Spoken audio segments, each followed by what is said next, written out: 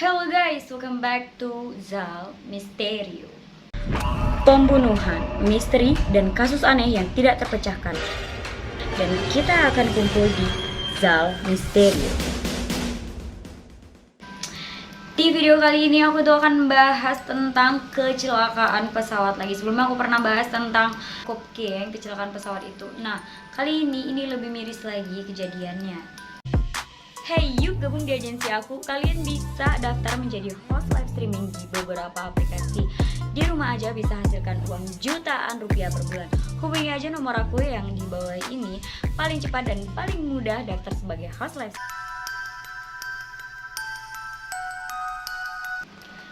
Nasib seorang pria yang bernama Nando Parado itu benar-benar miris banget. Pada hari Jumat tanggal 13 Oktober 1972, dia bersama dengan 44 orang lainnya itu terbang ke Santiago, Chile. Mereka itu menggunakan pesawat Air Force 571 dari Montevideo, Uruguay. Penumpang yang ada di dalam pesawat ini sebenarnya kayak saling kenal. Bukan kayak saling kenal, tapi emang saling kenal. Nah, jadi mereka ini ternyata itu adalah tim rugby dan bersama juga dengan keluarga mereka, dan mereka itu terbang untuk menonton pertandingan rugby yang akan terjadi besoknya, yaitu pada hari Sabtu. Tapi di tengah perjalanan ternyata turun salju dan pilot yang mengemudikan pesawat tersebut ternyata salah membaca arah. Pilot mengira kalau misalnya mereka itu sudah berada di Bandara Hudaruel di Koriko.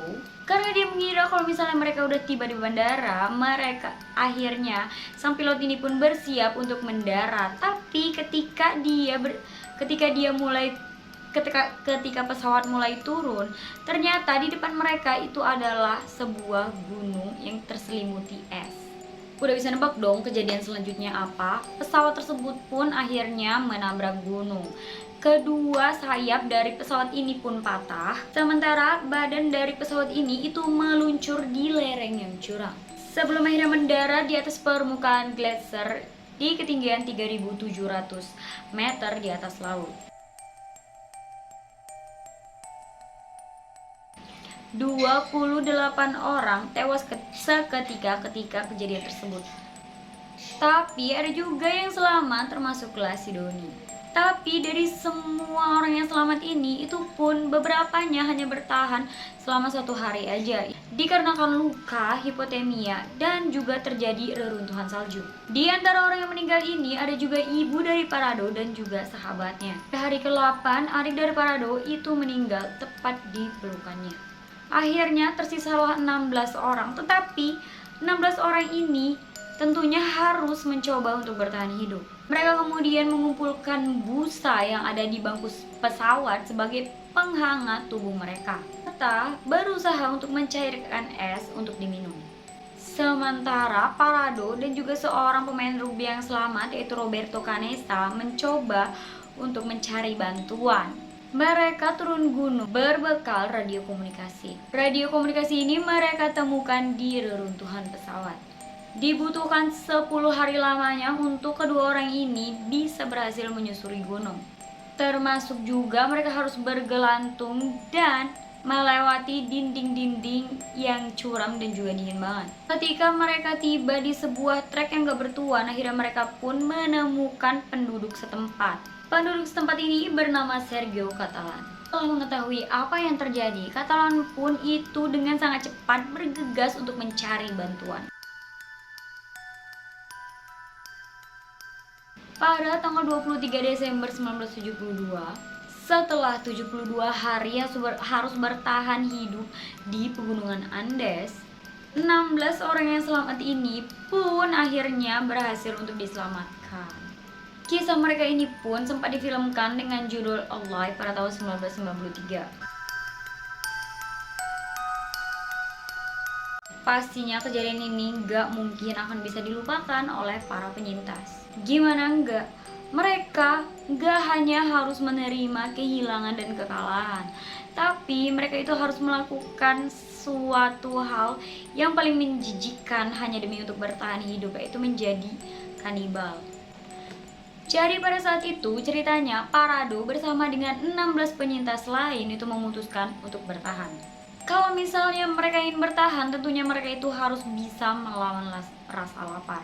Kelaparan itu adalah ketakutan yang paling primitif bagi manusia. Pada saat itu, Parado itu berpikir kalau dia akan mati, entah itu 3, 4, 5, 6, atau 10 hari lagi, dia pasti akan mati. Dia nggak mau pasrah, dia nggak mau mati. Sebagai manusia, tentunya dia berpikiran seperti itu. Kemudian dia pun berpikir pada saat itu, apa ya yang bisa dimakan? Yang ada pada saat itu adalah mayat dari teman-teman dan juga kru pesawat. Berbekal dari mayat-mayat korban ini, ke-16 orang ini pun akhirnya bisa bertahan selama 72 hari di pegunungan beku. Ketika ditanya, Parado itu mengaku tidak menyesal telah melakukan hal tersebut karena memang dia lakuin hanya untuk bertahan hidup kan. Ketika diwawancarai, Parado itu juga bersama dengan seorang penyintas lain yang masih berusia 19 tahun, yaitu Roberto Canessa. Mereka itu menceritakan kesaksiannya pada 3 April 2016 di National Geographic. Termasuk bagaimana ia dan juga rekannya itu memutuskan untuk menjadi kanibal demi bertahan hidup. Kisah mereka ini juga udah dibukukan dengan judul I Had to Survive. Sebagai seorang siswa kedokteran, dia ini itu terbiasa melakukan kegiatan menyayat daging. Secara teknis, apa yang dilakukan oleh mereka ini atau dilakukan oleh si Roberto Canessa ini itu bukanlah kanibalisme karena dia tidak membunuh orang kemudian memakannya. Ketika mereka melakukan hal tersebut atau makan daging dari mayat tersebut, mereka tuh benar-benar kayak getir banget dan benar-benar nggak sanggup ngelakuinnya. Bahkan untuk membuka mulut itu rasanya kayak sulit banget. Jadi dari dalam diri tentunya ya pastinya siapapun pasti nolak gitu, tapi mau nggak mau karena hanya itu aja makanan yang tersedia. Baik Parado dan juga Roberto Canessa pada saat ini itu sudah menjalani kehidupan mereka masing-masing. Yang satu menjadi seorang produser film dan yang satu sebagai dokter. Selain kedua orang ini, beberapa orang yang selamat itu kemudian juga didaftarkan sebagai orang-orang yang selamat dari kecelakaan pesawat. Nah, jadi itu dia cerita dari kecelakaan yang ada di Andes. Serem juga ya ceritanya. Kalau misalnya kalian suka sama video ini, jangan lupa kalian like dan juga komen. Kalau misalnya kalian suka sama video yang ada di channel Zal Misterio, jangan lupa untuk klik subscribe. Segini aja video aku kali ini. Thank you for watching and see you on my next video. Bye.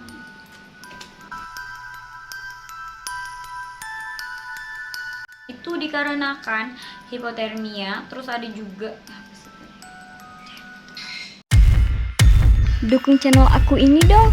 Cukup klik subscribe dan aktifkan loncengnya aja biar aku semangat upload dan terus membuat video yang kalian suka.